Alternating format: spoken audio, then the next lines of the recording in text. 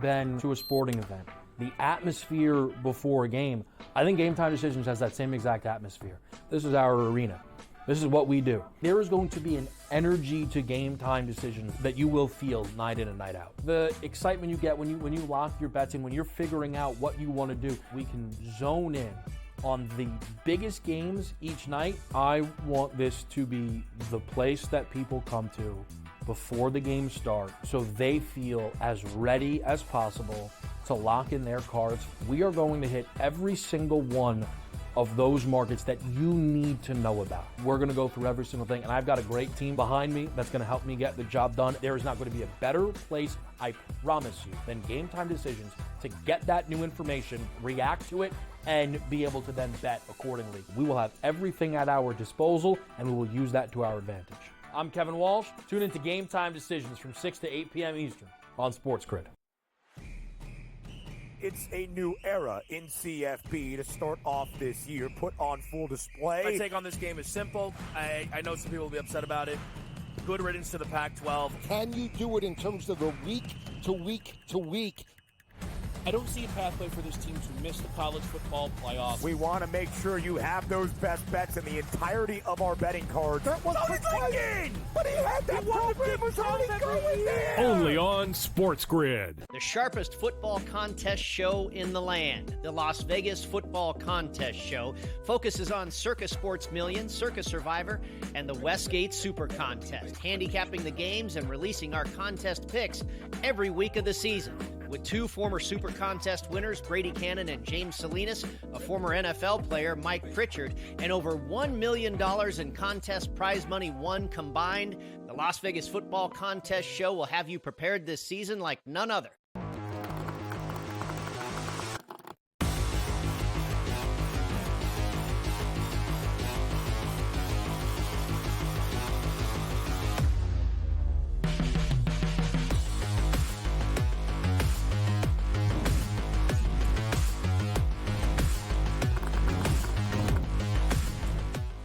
Hey, what's up, everybody, and welcome in. This is FST, Fantasy Sports Today. Matt Stryker and Joe Pisapia with you here once again. As always, this is the spot for those that want to dominate in season-long fantasy football. We've got you covered. What about DFS? You want to cash there? Yep, we've got Joe Pisapia, the author of the Fantasy Black Book. Straight up wagering, that's what this entire network is really about. Pick a show and enjoy. Joe, my friend, everyone that's following along at SportsGrid and at SportsGrid TV. Now, while they might not agree on everything, they agree on one thing.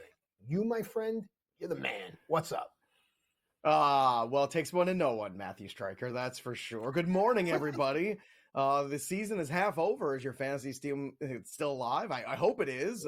Certainly, we are trying to make sure that we are fighting tooth and nail to stay relevant in all of our fantasy leagues. Maybe you've got some 3 and 4, some 4 and 3 teams, but this is, again, where the season really starts to take off, and this is where you're going to have some more bye weeks coming up pretty soon. This is a full week of games here, so no worries about bye weeks. A lot of injury issues have been haunting a lot of us this Halloween season, but the good news is you're getting some reinforcements back. People actually came back and played off of injury. Stop me. I know it sounds like craziness, but it actually did happen. It happened for the Rams. Not only do we get Cooper Kupp back, but we also got Puka Nacua in the same night on a Thursday night football game. No way. Yes, way. It actually did happen. And the Rams won a football game. So all of a sudden the Rams are showing some signs of life. Is the NFC West decided already? Maybe, maybe not, as the 49ers continue to struggle. But what we do know is that the Rams offense now is in full strength. You've got Puka Nacua, Cooper Kupp, Matthew Stafford, and Kyron Williams all in the field now at the same time, hopefully. And what that looks like for the next 8 games or so is going to be very different than what it looked like in the first 8 games where those guys were not together. So if you've been patient or you made trades for some of these players and they're back now, great. I thought Puka looked a little bit better than Cooper Kupp. That was just my observation on Thursday night. You could see from the tail of the tape, too, in those stats and the numbers, what it looked like. And basically, Puka Nacua, especially from a volume standpoint, jumped right back into the pool. The guy was spectacular. He ended up having 9 catches for 106 yards. Now, he didn't score a touchdown, but Cooper Kupp did get in the end zone, which is great. So you did get Cooper Kupp in there for 8 catches, 51, and the touchdown. So both of them ended up with pretty solid. Kupp outscored him because of the touchdown, but We love the receptions from Puka Nacua, and he looked good after a little dust getting shaken off. The Tampa Bay situation is one that might be in crisis with the wide receivers. Chris Godwin, unfortunately, suffers a terrible ankle injury at the end of the game when they were 10 points behind. A lot of people wondering why he's in there. But look, I mean, this is what teams do sometimes. So it's football. It's a rough game. Anything can happen, unfortunately, for Chris Godwin. His season is over. He's a free agent next year, too. So that is an unfortunate set of circumstances. Also, Mike Evans coming out hurt in that game, too. He's got a hamstring issue. We'll talk more about that, but he is going to be missing significant time, too. My guess is a few weeks, if not a month, potentially with that hamstring. Don't fool yourself. You need some options. And those options are sometimes with him. Cade Otton on the field a lot, so he's going to probably work some more in that passing game. You also got Rachaad White, who looked by far the best all season last week. Rachaad White, be looking for him to catch a lot of balls. And then you've got Jalen McMillan, Sterling Shepard, looking to step into that void. Matt, I don't know if you have any preference between those two guys, but for me, I'm intrigued to see what Jalen McMillan can give you. A lot of good buzz about him in training camp. We were talking about him being a guy maybe we stashed, but it turned out that Evans and Godwin were just so dominant with the target share. There wasn't a room for a guy like Jalen McMillan, but maybe there is now. Yeah, there is, but standing in his way would be a tenured vet like Shepard, who could play a more familiar role to a quarterback. But I understand that this league is skewing younger, and you always want to go that route. It's just an exciting time overall. When you mentioned how the Rams are coming together now, and then we're also going to talk about what's going on with Cleveland, also what's going on with Kansas City. From an offensive standpoint, right about now, I think everything's starting to come together. And I'm really excited about this week because I see a lot of money-making opportunities. So overall, I agree with you. McMillan would be the preference, but keep an eye on Shepard just based off of his veteran awareness. But there is also a chance to make some money today, Joe. Yeah, not all injuries, too, are bad for fantasy. Some might actually be a help. Deshaun Watson, he's out for the year with an Achilles issue. So that means we get Jameis Winston. Now, I think anything's an upgrade. Sorry, folks. Oh, is it too soon to be mean to Deshaun Watson? I'm sorry. I didn't get that memo. It's not mean, but it's just like you're validated with play. You're validated with on the field play, and I get that, but don't let the vitriol be about off the field things. Okay, so I understand. Yes, it is an upgrade. We're excited now, but let's leave it there. Let's be careful, okay? Oh, can my vitriol about on the field things and how bad his quarterback play has been? Yes. Okay. Yes. So take that vitriol. I want you to have all of it. Take all the vitriol I have for those moments. Everyone who's been disappointed in any asset you had here at the Cleveland Browns, which was a team I tried to warn people about this offseason. I said, look, at the cost, I think one of the worst investments, because we just don't know who they are. It was the Seahawks and the Cleveland Browns that I was completely just hands off of because he just didn't know. Things have been pretty good for the Seattle Seahawks, not so good for the Cleveland Browns. So where does that leave us now with Winston? Tough matchup against the Ravens, but you can throw on the Ravens. It's the one thing you can do. So I would expect them to do just that. And Winston's going to make some mistakes. He's going to throw some picks. He's also going to give you garbage time points. That's something that is helpful. Nick Chubb has also returned. That's also a huge boon for this offense. Is he going to be on a full workload yet? No. Chances are it's going to be more of a 4-week kind of ramp up. And I like where the bye is positioned for them too. So he's going to play this week, next week. And I think in week 10, they've got that bye. That's good. A little bit of rest there. So Nick Chubb, I think, would be a huge, an asset to acquire as you are trying to make a playoff push. Because I think by the fantasy playoffs, he could be a difference maker kind of guy. He might not be for the next couple weeks, which makes him interesting trade fodder as you approach a lot of trade deadlines in your league. Cedric Tillman, a guy that's floating around there right now, still on 80% of waiver wires. I talked about him last week before the breakout last week on a live stream of Fantasy Pros, and Cedric Tillman did hit 81 yards, had a ton of catches, a ton of targets. And to me, this is a player who has real alpha dog body type, the guy that you look for in that Amari Cooper type role. So I would not be shocked to see him getting a lot of work today. The numbers are very low on him, still under 40 yards in terms of projections, and some of these houses where you could bet receiving yards. I think that's under where it should be for sure. So I'd be betting the overs on that. But Tillman, a guy that you could pick up and stream if you have some issues late here, like the T. Higgins issue with the quad that just popped up here yesterday, and a few other doubtful wide receivers as we get to this stage. And a lot of injuries, again, kind of being the story. Certainly injuries for the Kansas City Chiefs have been an issue, and they might have found the solution. The solution could be indeed DeAndre Hopkins. Now, DeAndre Hopkins, certainly a wide receiver we're all very familiar with, a guy that has arguably a Hall of Fame career resume. still kind of dealing with that knee issue, but I think it's going to be a new version of DeAndre Hopkins, who is upgrading from Will Levis to Patrick Mahomes, and Mahomes could certainly use the help. The stats for Patrick Mahomes this year have not been great. Let's be honest. It's been a frustrating season from a statistical standpoint for him. If you're looking at the overall numbers here, 6 touchdowns, 8 interceptions. He's only thrown for 1,389 yards. That's not really the Patrick Mahomes we're used to. So the question is, how quickly can Hopkins integrate into this offense? We saw just last week, Devontae Adams, not so much, even though we thought it would be easier because he knows the playbook and he knows Rodgers. Amari Cooper, he had a touchdown. That was great. Limited time.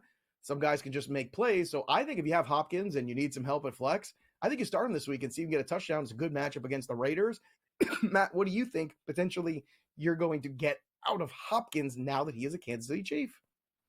Well, I'll tell you, in one of my leagues, I went out and I grabbed him as soon as the news broke. And I just think based off of name value and what you were talking about, the fact that he goes from one quarterback to another, I think at Hopkins' advanced age and considering the fact that, yeah, I do agree the knee is compromised. I think it was far more compromised than we were led on to believe with Tennessee earlier on in the season. Here's the thing, though. Mahomes can put a ball where Levis can't, and maybe Hopkins needs that. Maybe he can't cut a route or turn a hook the way he used to, and he needs a ball in a certain place. Mahomes may be a bit more inclined to throw that football, Joe. Yeah, I think Levis is more inclined to throw the ball to the other team. That seems to be where he wants to funnel that football. I'm salty this morning. I have, look, it's halfway through the season. I've had it with a bunch of players already. I'm sure you have too, but the next group we're going to talk about, this is the team that's going to carry you through here week 8. Don't go anywhere. The fantasy booms when we return.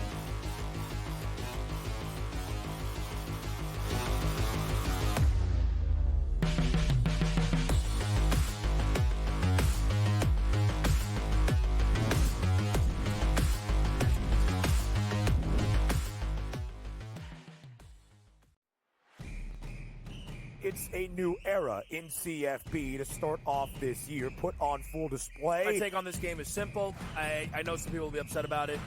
Good riddance to the Pac-12. Can you do it in terms of the week to week to week? I don't see a pathway for this team to miss the college football playoffs. We want to make sure you have those best bets in the entirety of our betting cards. That was thinking! But he had that program was already going there! Only on SportsGrid. Did they talk about the play they ran at the end of the game when it was the worst player screen I've ever seen in the history of basketball? No. See, here's what you got to do, Sherwood. I respect you. You're fantastic. But damn it, don't blame the officials. When you have a game like that close, there's about 100 or 1,000 different things you could have done differently that could have won you the game. Betting above the rim.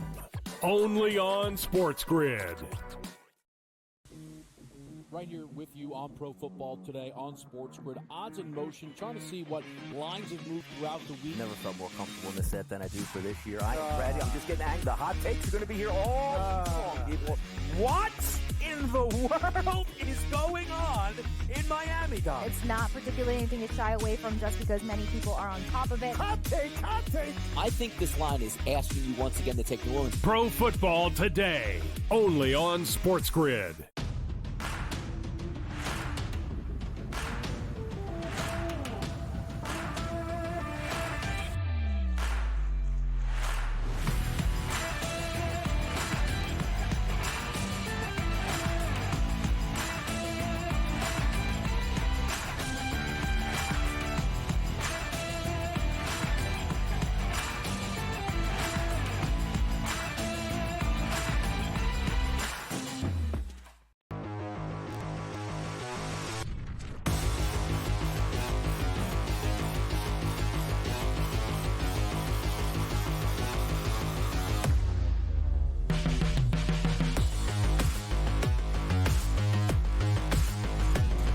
All right, welcome back into FST Fantasy Sports Today. Matt and Joe with you here during the break, talking our wagering strategy for today.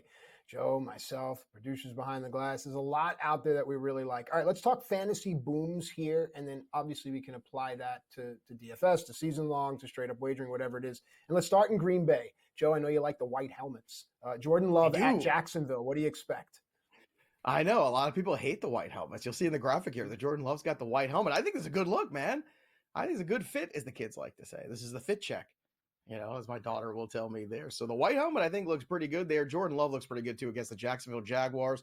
Just to run through the tail of the tape on the Jags real quick, they have allowed the most touchdown passes, 16 in the NFL so far this season. That's a lot. So for a guy who likes to throw a lot, Jordan Love is in a really good spot. Now, the health of some of these receivers has been in question. Jaden Reed, Christian Watson, but everybody seems to be trending in the right direction to be on the field, so that's a good thing. So I'd be looking to invest in this game from a DFS standpoint, too. If you are looking around for a third wide receiver or flex play, and you've got a guy like Christian Watson, I know last week was disappointing, but I think you throw him back in there.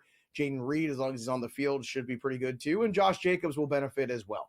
A guy that's been getting all the volume, maybe not all the touchdowns this year, but certainly, you could see a lot of situations where Jordan Love's throwing the football and maybe, just short of the goal line, somebody gets tackled, so you have Josh Jacobs punch that ball in. I think either way, Jordan Love is probably your best bet to have somebody go over 300 yards passing today. They've just been, frankly, terrible. And I know Jaguars have most recently against the Patriots put up a good number, and that would be good. Like, you'd like to see Trevor Lawrence and the Jaguars actually be competitive in this game, because that will continuously push that total for Jordan Love. So that would be what we're looking for. He's finished as a top 14 weekly fantasy quarterback in all 5 outings that he's had this year, throwing multiple touchdowns in every single one of them.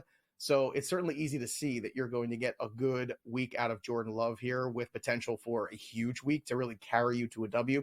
So not enough love for Jordan Love can be given in week 8. So I'm all in on Jordan Love and that Packers offense too, especially the team total. I'd be looking to probably bet on that to go with the over. But if you're looking for a 300-yard passer, I think he probably fits the bill the best. The hope is that Trevor Lawrence can do his part to push this total just a little bit.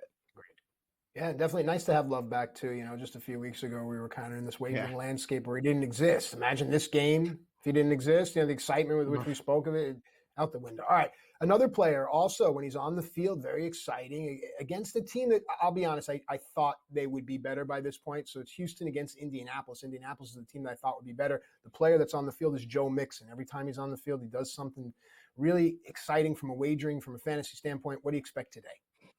Yeah, Mixon is ranked as a top 5 running back this week on Fantasy Pros consensus rankings, and I agree with that. He has had 3 top 4 finishes already. Now, he's missed a couple games. That's kind of what we expect for running back of his age. The last time that we saw him in a game against the Colts, 30 carries for 159 yards. So that's something this Colts offense, isn't good now just because they, didn't give up a ton of points last week. They're not all of a sudden good. They're still bad. So Joe Mixon is a player you want in your lineups for sure, of course. But I think he's got the opportunity to really exceed today. So what does that mean? That means we start to look for the props for him. Anytime touchdown scorer, over on the rushing. We're going to look to invest in him that way. And the DFS market too. We're going to get to that in just a bit. But you have to pay for running backs this week. This is a week that's set up very well for the running back position. And I think that's something you have to account for and find some pivot points potentially on that wide receiver scale and on that tight end scale, which luckily this week there are those guys available. So you can certainly make your case for them. Guys like Cedric Tillman, for instance, guys even like Hopkins, who are still priced as though they were Tennessee Titans going into the week. That's something that you can take advantage of this week, even if he's not on the field that much. I think he's going to be on enough to make an impact at some point, and certainly has touchdown equity if he's going into that Rushy Rice role, which is exactly, I think, the role of the offense they envision for him. So Joe Mixon in a really good spot here. I expect him to crush. And also keep this in mind, without Nico Collins, this offense has not been as prolific. He has been that number 1 guy. Diggs has been okay. Dale has not been great. Certainly not lived up to expectations. So look for the Texans to lean heavily on the run here against the Colts and come out with a victory, running the football, playing defense at home in a big division game. And they could certainly kind of not lock up this division here with another win, but certainly put themselves in the driver's seat to, again, put themselves in the playoffs and probably the winners of this division. All right, I love it. Let's go to a game now that's going to be 10-3. No, I'm just kidding. Atlanta at Tampa Bay. It's time for some retribution here. Is there anyone on Atlanta that you think will, benefit from this game? Well, look, the thing about this one is last time these two teams matched up, right, we had the Kirk Cousins throwing for 1,000 yards. I mean, it was an unbelievable performance there. But you can't always expect that, because now on the other side, you don't have Evans, you don't have Godwin, so you might not be able to push in the same direction, same total. But regardless, The Tampa Bay Buccaneers secondary did not have an answer for Drake London last two times these teams met up. So you got to look where, 154 of those 509 passing yards belong to Drake London. So Drake London is a guy this week that could absolutely crush. He has a good situation where the Buccaneers, they've allowed 7 receiving touchdowns from wide receivers in the last 4 games. So that is certainly a trend you are looking at and saying, okay, they haven't fixed anything here. Drake London has a touchdown in all 3 of his last 3 games. Certainly trending in a good direction. Now, he did explode for those 12 catches in that game, 12 of 13.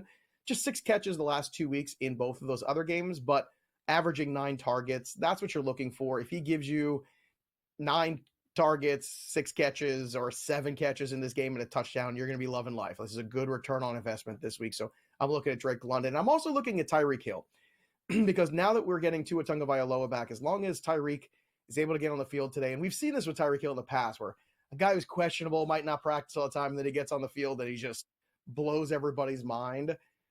It's happened before with Tyreek Hill. So I'm still cautiously optimistic we get him. Of course, here we will keep you up to date if any news breaks where we're not getting Tyreek Hill. If not, then we're certainly going to pivot to the Jalen Waddles of the world in this game too, because Tua running this offense is very different, obviously, than anybody else. So a lot of people have called Tua a game manager. A lot of people have called him a system quarterback. I think now that we've seen maybe the system isn't as easy to run as everybody thought it was, maybe a little bit more respect for Tua Tagovailoa, who is returning this week, and hopefully, along with him, the fantasy value of Devon Achane, Tyreek Hill, Jalen Waddle, and all of the Miami Dolphins that we invested in so heavily to start the year. So fingers crossed there for Tyreek Hill. Of course, great news getting Tua Tagovailoa back. Hopefully he can start to help bring back and resurrect the Miami Dolphins in terms of fantasy. Goodness knows they've been disappointing. Speaking of disappointments, how about the guys that might disappoint in Week 8? We'll tell you right after this.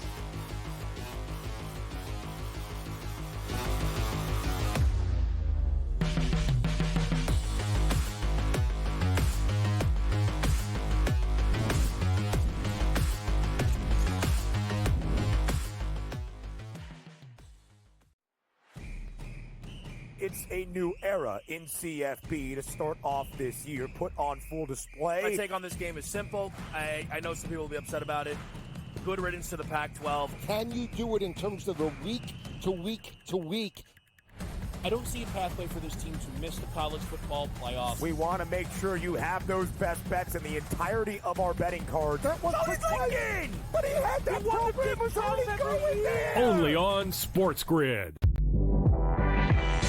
Did they talk about the play they ran at the end of the game when it was the worst players we've ever seen in the history of basketball? No. See, here's what you got to do, Sherwood. I respect you. You're fantastic. But damn it, don't blame the officials. When you have a game like that close, there's about 100 or 1,000 different things you could have done differently that could have won you the game. Betting above the rim. Only on SportsGrid. Right here with you on Pro Football Today on SportsGrid. Odds in motion, trying to see what lines have moved throughout the week. Never felt more comfortable in the set than I do for this year. Brady, I'm just getting angry. The hot takes are going to be here all season long, people. What in the world is going on in Miami, guys? It's not particularly anything to shy away from just because many people are on top of it. Hot take, hot take. I think this line is asking you once again to take New Orleans. Pro Football Today. Only on SportsGrid.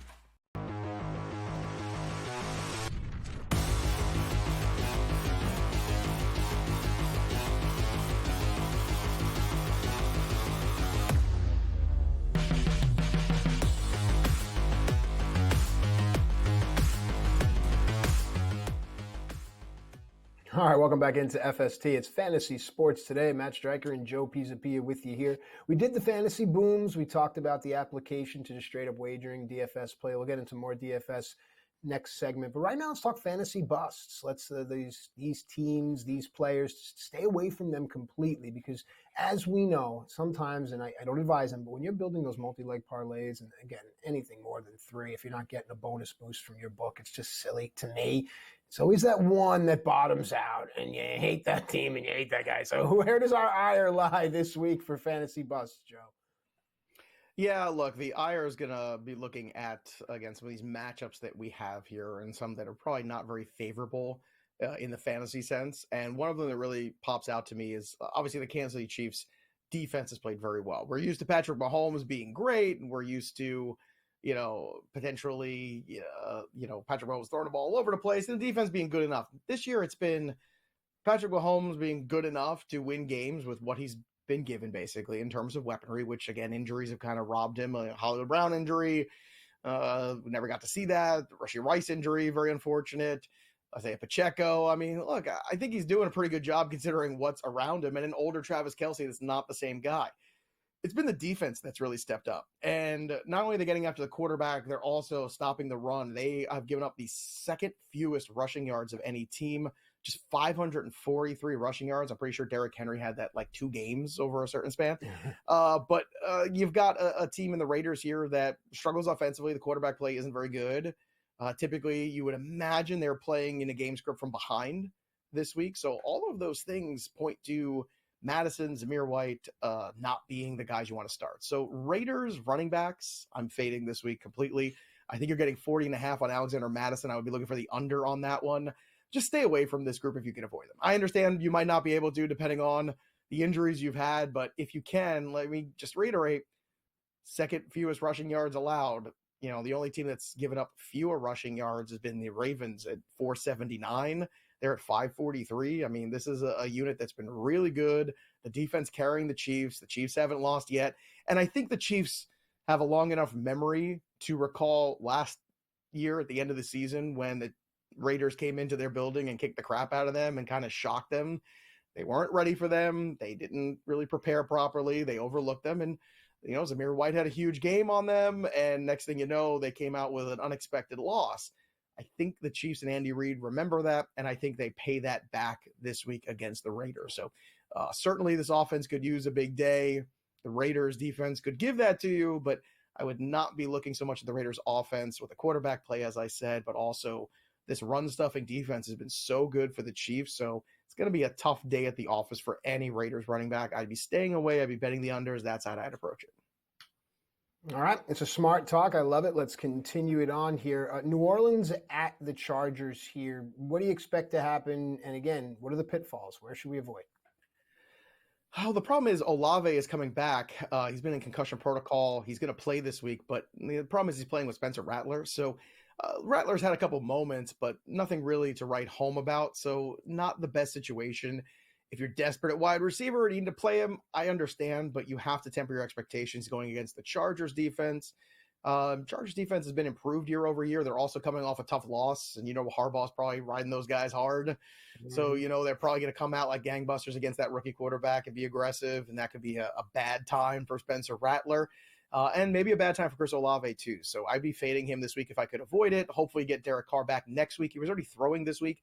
That's very encouraging. So what you want is Derek Carr to be healthy, come back, make Chris Olave relevant again. And now that Rashid Shaheed's out for the year, Chris Olave gets a huge potential piece of that target share in that offense. And we don't know who that other guy is going to be quite yet, but we could speculate maybe it is a Bub Means or somebody like that. But time will tell. In the meantime, Chris Olave is a fade for me this week in week 8.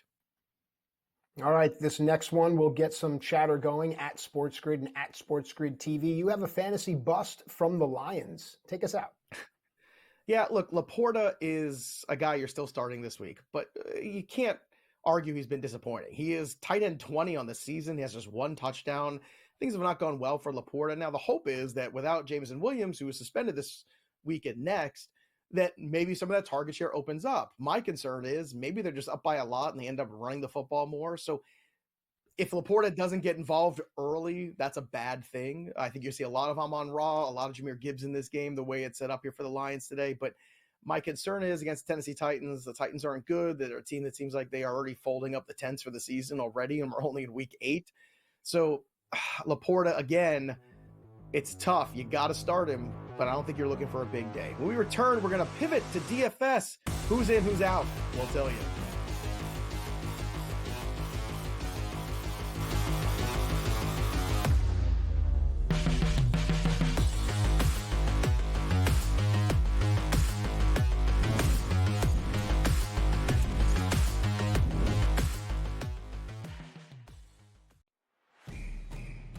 It's a new era in CFP to start off this year, put on full display. My take on this game is simple. I know some people will be upset about it. Good riddance to the Pac-12. Can you do it in terms of the week to week to week? I don't see a pathway for this team to miss the college football playoffs. We want to make sure you have those best bets in the entirety of our betting cards. That was thinking! But he had that program was already going there! Only on SportsGrid. Did they talk about the play they ran at the end of the game when it was the worst player screen I've ever seen in the history of basketball? No. See, here's what you got to do, Sherwood. I respect you. You're fantastic. But damn it, don't blame the officials. When you have a game like that close, there's about 100 or 1,000 different things you could have done differently that could have won you the game. Betting above the rim. Only on SportsGrid. Right here with you on Pro Football Today on SportsGrid. Odds in motion, trying to see what lines have moved throughout the week. Never felt more comfortable in this set than I do for this year. Brady, I'm just getting angry. The hot takes are going to be here all long, people. What in the world is going on in Miami, Dom? It's not particularly anything to shy away from just because many people are on top of it. Hot take, hot take. I think this line is asking you once again to take New Orleans. Pro Football Today. Only on SportsGrid.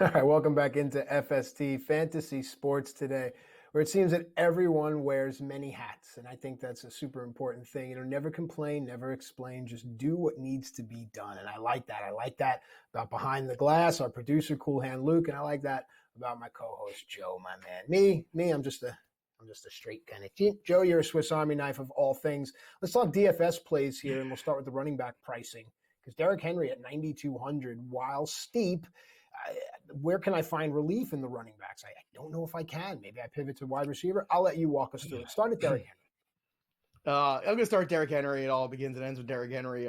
Heavy minus 250 to score a touchdown today. That's who he's been. You're better off betting the first touchdown score for Derrick Henry potentially today, or the last. You get 3-1 odds on that. That's much better instead of just scoring a touchdown, or maybe 2 touchdowns. You never know. It's the Cleveland Browns. But what I will say is this: Derrick Henry is certainly a guy you can still in cash games invest in. He's one of the better guys to invest in.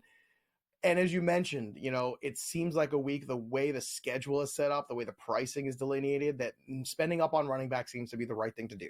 So whether it's a Saquon Barkley, a Derrick Henry, or even a Joe Mixon, who, if you look at Joe Mixon, we talked about how good of a matchup this is for him. You can see he's priced in an elite fashion. That tells you that, everybody thinks this is going to be a very strong matchup for Mixon. So bet those overs when it comes to Mixon. The numbers are going to be better for him than they are for guys like Derrick Henry. Not much, but better. Pivot, maybe Kareem Hunt, a guy who's been getting a lot of volume for a veteran. I don't think anything changes here against the Raiders this week. You've seen him be involved in the passing game as well. So you're going to see Kareem Hunt get a lot of touches. And I think the idea is just keep feeding the ball to Kareem Hunt until Isaiah Pacheco comes back in a couple weeks. And then you back off the veteran and you keep him as part of the offense, which will hurt Pacheco's value. So if you're looking to unload Pacheco for some now help, do it, because you're not guaranteed that all the workload goes back to Pacheco just when he's back on the field with the way Kareem Hunt has played. There's no guarantee. It could happen, but it might not. So understand that in your season-long leagues. Then Breece Hall, I think is really underpriced. 7,900 to me, he's closer to these 9,000 guys. And I think that's because if you look at the Patriots, they've given up some huge days to running backs here, and Breece Hall is certainly one of them. The Jets and Patriots in the Bill Belichick Bowl today. So that's very exciting there. Everybody's looking forward to that game. But I'd be looking again for Breece Hall to be very active. I think all these guys, or some combination of them, are really good. I'd also be looking back at Devon Achane and Rachaad White, two other low-cost running backs, especially in those PPR formats, that now that Tua's back, I think that elevates Achane. We did a small ladder last week because the number was so low. It was 40.5 on Achane. We bet it up to 100. Well, we got 75. So we did a pretty good job on that. Still came out very positive. But I think at the same time today, he is relevant. Rachaad White, even on DraftKings, especially relevant. I think he's got some touchdown equity too in that game against the Atlanta Falcons. So get out the money, spend it on running backs and DFS. I think that's probably the best call this week. But luckily, as we get to the wide receivers, you'll see there's definitely some budget relief, and it's going to be needed. You sound like my wife anytime we go anywhere, especially with the kids. Honey, just get out the money. Did you bring your wallet? She calls it my clip. I got like a clip with all my cards. Did you bring your clip? Yeah, I brought my clip, honey. All right, let's continue to build rosters now for running backs. I'm so sorry, sweetie. She watches. I love you. You know it. We'll go to wide receivers now. Let's be honest. I was going to say, she's a big that fan of joke. yours, Joe. She does. She not says you. put together Anyone but well. you. Her words. All right. Let's go to wide receivers before I get incredibly jealous. Jamar Chase at 9,200, Amon-Ra St. Brown at 8,900. Let's take the conversation from there. Joseph? All right, so Lamar Jackson, obviously very expensive. We know that. If you want to just go and cash games with Lamar, you can do that. Jamar Chase, on the other hand, of these wide receiver plays, obviously going to be also a very pricey guy, 9,200. Good matchup. Certainly him and Joe Burrow have found their way. If you want to invest in this, I can't say no to it. Certainly Joe Burrow and Jamar Chase have certainly locked up. And the T. Higgins injury is one to watch here too, because if T. Higgins and that quad are not really 100%, then really you can make a case for fading away from paying him for running back and instead going to the Rachaad White, Devon Achane grouping, a little lesser pivot there, and then go up with a guy like Jamar Chase. A guy like Amon-Ra St. Brown also going to be very highly invested in this week with no Jameson Williams. You imagine some more targets are going to go with him. You're seeing 79.5 in a lot of markets here for Amon-Ra St. Brown. This could be one of those big Brown days that we've been waiting for. I would also keep in mind A.J. Brown in that same game with Jamar Chase if you want to stack that up. And I think it's going to be very chalky. A lot of people are in on that whole Jamar Chase, A.J. Brown, let's just go all in on that game. And maybe it's right considering how those secondaries have both played. That's certainly worth a lineup investment. But I would not fade away too much from Tyreek Hill if Hill is on the slate today. If he is indeed healthy enough to play, 7,600, really interesting. DeAndre Hopkins at 5,400 too. Can he have a performance like Amari Cooper last week where it gives me a touchdown? Yeah, I think he can. If anyone can figure out a way to make DeAndre Hopkins relevant right away, it's Andy Reid and it's Patrick Mahomes. So I'm looking for him to be on the field in those important red zone moments. And that I think is going to be huge. And I think Hopkins probably feels like he's just got a whole new lease on life. Cedric Tillman, interesting pivot too, 5,100 over on DraftKings. He is even cheaper too. He's down under 4K. He's at 3,300 there. So if you're looking for a guy, especially in a full point PPR, who might be able to, get you 5 catches for 60 and get you double digits and maybe even more, maybe even some touchdown equity, who knows? Especially now that he's got full practice with the ones. That's what you're looking for. Tillman stepped in last week in a situation where he had a little bit more practice with the ones and then the quarterback changed, but he's been playing with Winston, in those twos. So that rapport should be pretty good. So I'd be looking to take advantage of that. I'd be looking at the over 38, 39.5 for him. I'd be looking to invest in him as a lineup builder too, because you need to find at least one of those responsible, cheap plays in order to get up to some of these big time Jamar Chases or Derrick Henrys of the world. I love it. All right, let's talk quarterbacks, actually. Pivot the conversation that way. The usual suspects at the top. You got Lamar Jackson, Jalen Hurts, and then your indoor cat, Jared Goff. But there's got to be a way that we can continue to build our lineup, make them effective, and still be able to spend for the players we want. So what would we do here at quarterback? Yeah, look, I think Jordan Love is also going to be very chalky today, too. He's on the more expensive side. We talked about what a good matchup that is for him. Joe Burrow is more cost-effective at 7,700. Caleb Williams at 74. Kirk Cousins in that similar range, too. Caleb, the last couple of games has been really good. I think you've got to start, kind of acknowledging in terms of fantasy standpoint, when you're throwing down 25 points, like everybody's got to start taking notice of that. He does have some rushing equity too. He's been more comfortable throwing the football. I think the best pairings in this game are probably either Keenan Allen with Caleb Williams or potentially Cole Kmet. I like the Kmet one a lot because it gives you touchdown equity, but it also gives you salary relief. So that's a really cheap combination of guys there that allows you to go up the board for the chases, for the, either Brown wide receiver, Chase or AJ or Amon Ra. Either way, you're going to be getting, some kind of salary flexibility to do that. So I'd be looking at those guys today. Those are the main quarterbacks.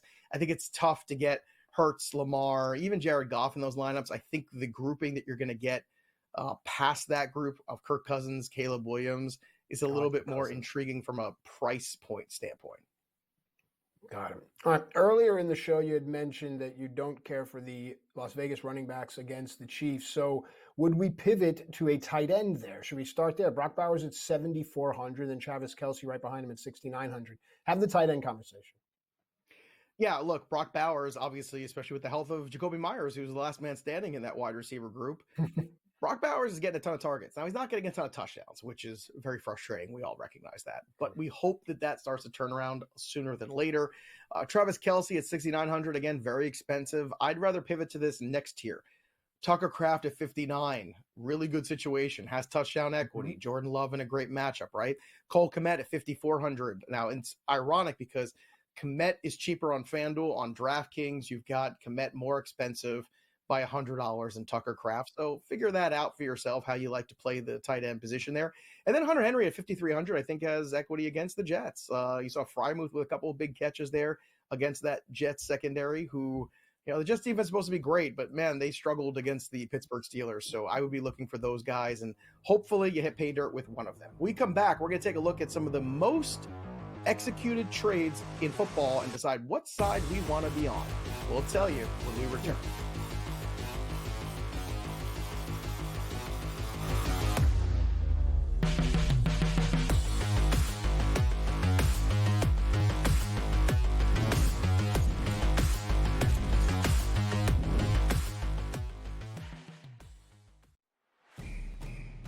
It's a new era in CFB to start off this year, put on full display. My take on this game is simple. I know some people will be upset about it.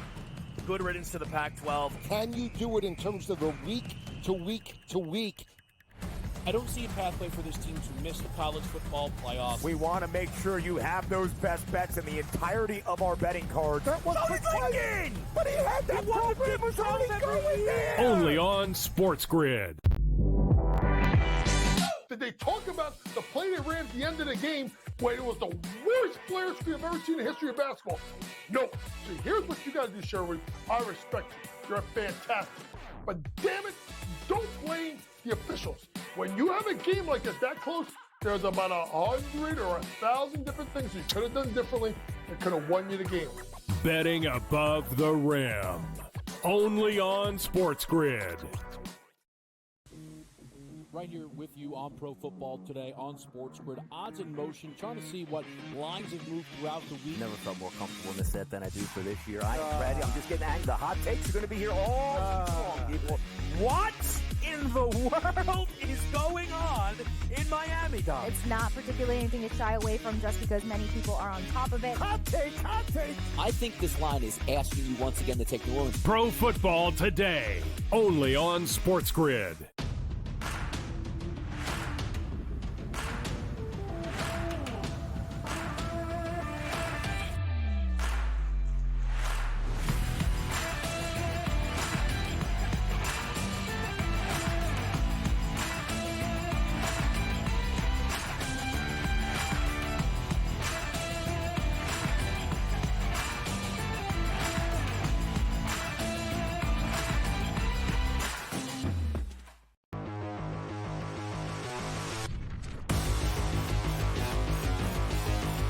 Love what you do. You never work a day in your life. What I love about this particular job, especially with you, Joe, is that I get to revert back to being a little kid, right? And to me, that was my favorite time. and we'd sit around and we would do these trades. We'd sit on the stoop, ball court with you for a little while until it gets dark. Oh, look at this, man! All the member berries we could possibly get right now. Hey, also the trading of the baseball cards too. That was a big one. Sure, that was. This was a football show, so I kind of, Well, but the trading of the baseball cards, that was like everything. Some kids played that flip game. Yep. I didn't go for that. I wanted real trades. I want to lose good cards just by 50% chance. By the chance of flip. You got to make the good trades there. How much is a Mark McGwire rookie card worth nowadays? I don't know. Let's get to this list here. Normally we do the buy low, sell high, but I wanted to change it up a little bit this week and do something different. Now, according to the data at Fantasy Pros, these are the most executed trades. So these are players that you've seen traded for other players the most. And I think it's really interesting that we have this kind of data. We can look at it and then kind of decide what side of this we'd rather be on. A lot of times trades are in the eye of the beholder. People ask me all the time, is this a good trade? Is this a bad trade? Now, they should ask me before they make the trade. I always say to them, like, if you ask me after, you might not like my response to what that is, and then they get disappointed and sad, and I don't know what to tell them. I can only keep it real. But at the same time, certain rosters have certain needs. A lot of it is in the eye of the beholder, and never veto trades in your league. That's just a bad practice. People are going to make stupid trades. Sometimes those stupid trades end up looking very different. Next week, the better player in the trade gets hurt, and all of a sudden the other person looks like a genius. So don't veto trades. If you're playing in leagues with people that are dumb, stop playing in those leagues. Anyway, let's get to some of the most traded trades in all of tradedom. There you go. I don't know if that's a word, but I made it up. Chris Olave for Michael Pittman Jr. This is the first one on this list. Now, Pittman Jr. Is this a trade? Just a trade? You know what I mean? Well, I mean, it's a trading of headaches, and I think the headaches are this. Michael Pittman over the last couple of weeks with Joe Flacco, battling back issues, pretty relevant wide receiver too, right? He's in that range. Chris Olave, concussion, missed games, playing with Spencer Rattler. But here's the thing, rest of season, Chris Olave and hopefully a healthy Derek Carr looks a little bit better to me than what you might get out of Anthony Richardson right now with Michael Pittman. Those two last year had some moments together. I'm hoping that today we see these two link up and maybe Richardson continues to improve. You want to see that, but it's certainly, I think his passing this year has made everybody at least take pause and say, you know what, like maybe this is going to be a longer project than we thought. And Pittman's fantasy value could be hurt. You're looking at Michael Pittman when he plays with Richardson, finishing somewhere in the wide receiver 40-something range. And when he's playing with Joe Flacco, he's finishing somewhere in the wide receiver 20-something range. That's a big difference. I think on a weekly basis, Olave is probably going to end up somewhere in that 15 to 20 range. And it might not be like a true wide receiver one, but especially with Rashid Shaheed out, certainly a guy that's going to get a lot of opportunity. So I'd rather be on the Olave side of this deal, Matt. I don't know. Do you have any preference between Pittman rest of season or Olave? I'm with you because the points are great. But the thing is, I want Indianapolis's offensive ecosystem to be better than it is and better than it portends to be. Also, I think strength of schedule favors New Orleans. You also brought up the issue about target share and who's throwing the football really matters. So I'm with you begrudgingly. It's Olave, but it's part of a much bigger deal. All right, this next one that we have here is a fun one because a lot of times we find in fantasy football, we have to be careful as wagerers to not get caught up in the name game. Everyone likes to just say a name, right? Tank Bigsby for a while was that guy, but now there is a clear point. So Tank Bigsby or Xavier Worthy, considering now that the Chiefs have added DeAndre Hopkins, your thoughts, would you rather Bigsby or Worthy and why? Well, Worthy is kind of a all or nothing guy, right? He is wide receiver 37 on the year. He's got 2 touchdowns. Right? You'd hope he'd have more touchdowns by now, but again, this offense really hasn't ever gotten on its right foot.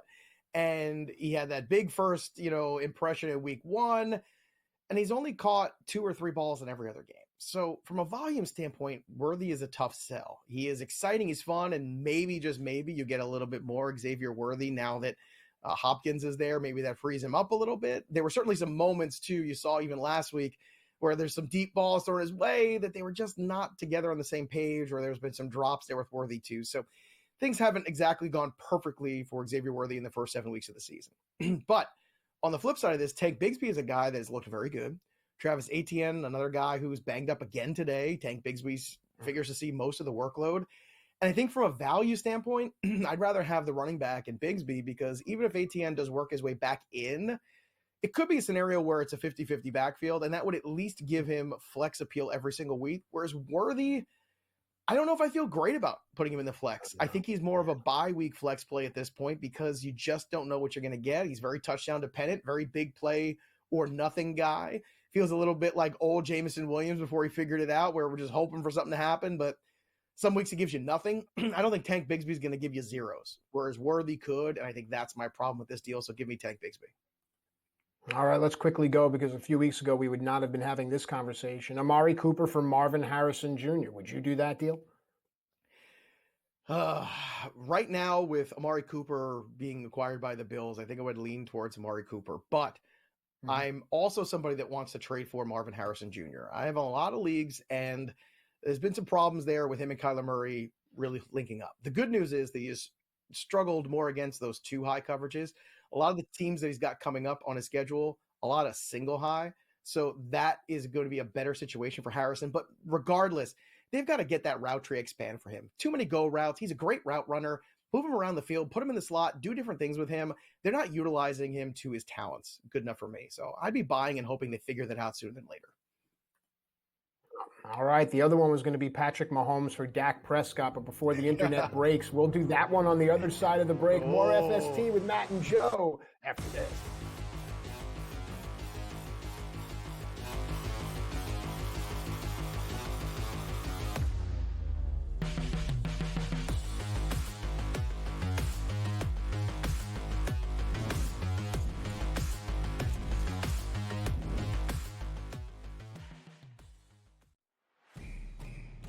It's a new era in CFB to start off this year, put on full display. My take on this game is simple. I know some people will be upset about it. Good riddance to the Pac-12. Can you do it in terms of the week to week to week?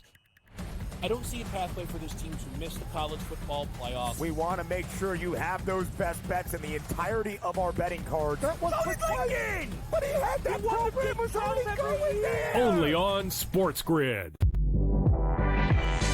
Did they talk about the play they ran at the end of the game when it was the worst players we've ever seen in the history of basketball? No. See, here's what you got to do, Sherwood. I respect you. You're fantastic. But damn it, don't blame the officials. When you have a game like that close, there's about 100 or 1,000 different things you could have done differently that could have won you the game. Betting above the rim. Only on SportsGrid. Right here with you on Pro Football Today on SportsGrid. Odds in motion, trying to see what lines have moved throughout the week. Never felt more comfortable in this set than I do for this year. Brady, I'm just getting angry. The hot takes are going to be here all long, people. What in the world is going on in Miami, Dom? It's not particularly anything to shy away from, just because many people are on top of it. Hot take, hot take. I think this line is asking you once again to take New Orleans. Pro Football Today. Only on SportsGrid.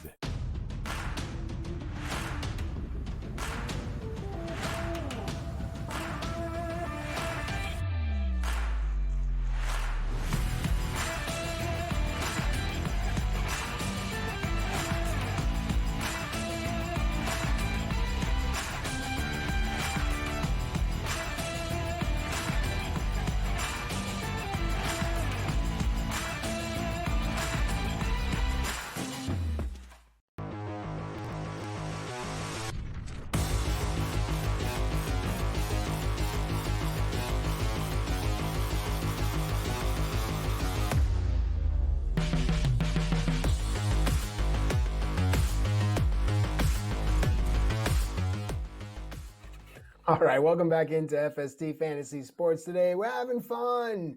When the cameras and the microphones are off, we're writing screenplays and everything turns on. We're making money. It's fantastic. The last segment before the break was a trade segment, which I absolutely loved. And we had one more that we'll bring forward here, and then we'll take a deep dive into a generational player, and I hope people can appreciate what they're watching. But before we get there, Joe, another generational player is Patrick Mahomes, but he seems to be one of the most traded quarterbacks, and the other side of the trade is Dak Prescott. Now, would you do that trade, and why? It sounds farcical to me. It does, but at the same time, last year Dak Prescott was QB3. 36 touchdowns, 9 interceptions, and a lot of that came after the bye. So I get this trade. I think I would still rather have Mahomes, especially now that DeAndre Hopkins is there. I think, things might pick up. Business will pick up there. Pacheco getting healthy too. But I get that trade. I think if you are a team that's hurting for points right now, you take Dak. But they've both been past their bye, so I'm going to lean that way. The deep dive this week, though, is about the king, Derrick Henry. And just for perspective, I found a stat that's going to blow your mind. Since 2018, the rushing yard leaders, you ready for this, folks? The rushing yard leader, of course, is the king, Derrick Henry, 9,885 yards. The number 2 rusher, well, if you look at the stats here, it's also Derrick Henry. Yards after contact, 7,028 yards. The next person is Nick Chubb at number 3 at 6,533. So, yeah, Zeke, Joe Mixon, Josh Jacobs after him. But how prolific has Derrick Henry been since 2018? Just take a look. Not only is he a leader in rushing yards, but just his yards after contact are enough to put him at the number 2 spot. Matt, when I give you those numbers, what happens to your brain?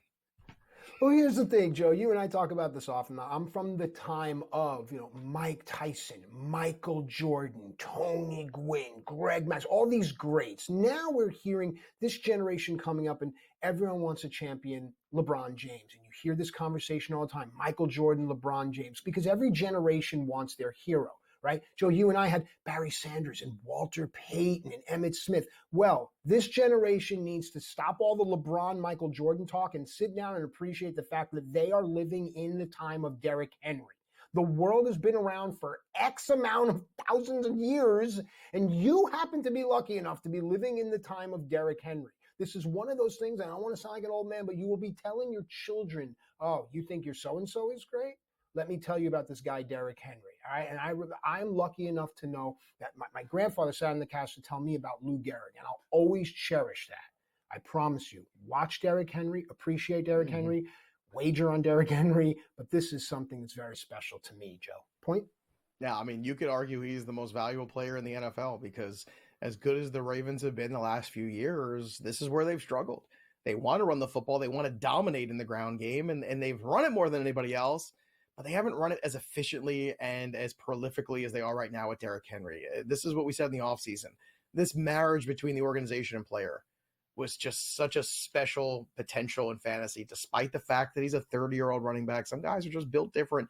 Derrick Henry's one of those guys that is built different. And the first couple of years in the NFL, he was not a workhorse guy. I mean, you remember Tennessee was sharing him and Dion Lewis in a backfield at one point? I mean, think about that. Like, that's just madness. Like, how do you evaluate something to that effect? I don't know. I don't understand it. Like, that's just bad evaluation to me. But Derrick Henry is at his peak. I think the MVP right now, the board will tell you, Lamar's the front runner.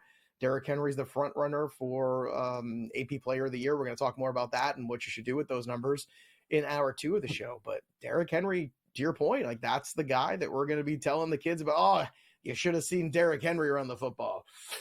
Wow, that guy was something, boy. We'll be smoking in our senior years? Haven't we learned anything? Maybe a pipe. Maybe a pipe. I could see you being a pipe guy. Yes, you can. But listen, a more cardigan pipe. All kidding aside, right? So I grew up Eddie Van Halen, Neil Peart, in wrestling, Ric Flair and Shawn Michaels and Hulk Hogan. Every generation wants to attach greatness to their heroes, but certain heroes, I'm using air quotes, they transcend, right? I think Michael Jordan's that kind of guy. I think Mike Tyson's that guy. Muhammad Ali's that kind of guy. Derrick Henry can be that kind of guy in the pantheons of the Paytons and the Sanderses and the Smiths and the Browns and, dare I say, the Simpsons of the game. Joe? Yeah, no, absolutely. And I think, right now, looking at the discount you got on him in the second round or even third round, I got him in some drafts in the third round, Matt. It was just incredible. And he is carrying you. So hopefully he stays healthy and hopefully things go well for the Ravens. But the Ravens right now and the Chiefs, you're looking at maybe another rematch there in the playoffs coming soon to a television near you. We come back, hour 2 of FST. And who should you start? We'll tell you after this.